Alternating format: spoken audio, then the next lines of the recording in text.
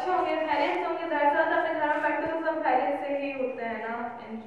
Okay, सो आज अच्छा हमने जो है ना मिड टर्म में वाहिद जमा टाइप कोई चीज की थी उर्दू में, ठीक है। वाहिद जमा दो तरह के होते हैं। दो तरह के कैसे, मतलब वाहिद जमा जो है ना वो हम दो तरह इस्तेमाल करते हैं।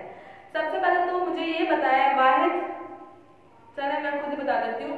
वाहिद मीन्स एक, सिंगल, जमा बहुत सारे। जब कोई चीज एक होती है तो हम उसको वाहिद बोलते हैं, जब बहुत सारी हो जाती है तो हम उसको जमा बोलते हैं। इसी तरह वाहिद जमा अल्फाज के साथ साथ जुमलों में भी यूज होते हैं। जी हाँ, जुमलों में भी वाहिद जमा यूज होते हैं। आइए देखते हैं कैसे। जैसे कोई शख्स आपको बोल रहा है ये तारा है, तो इसमें जो लफ्ज है तारा वो हमारा एक, यानी एक तारे की बात हो रही है। एक तारा है, ये तारा है, यानी वो वाहिद है। अब इसी तरह हमें जुमले को बनाना है।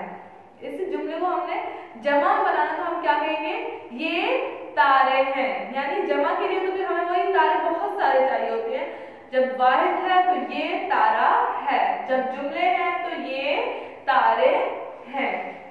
इसी तरह वो किताब है, वो एक किताब है यानी वाहिद है, लेकिन यूज तो पूरा जुमला हो रहा है ना, वो किताब है। इसी तरह जब हम जमा में वही जुमला बोलेंगे तो हम किताब नहीं बोलेंगे, हम बोलेंगे किताबें। वो किताबें हैं, यानी बहुत सारी किताबें हैं। तो इसी तरह आज का हमारा उर्दू का अनुवाद इसी पे था, वाहिद जमा जुमले। ये काम आपका उर्दू का क्लासवर्क और होमवर्क दोनों कॉपी पे करना है। अल्लाह हाफिज़, टेक केयर ऑफ योरसेल्फ।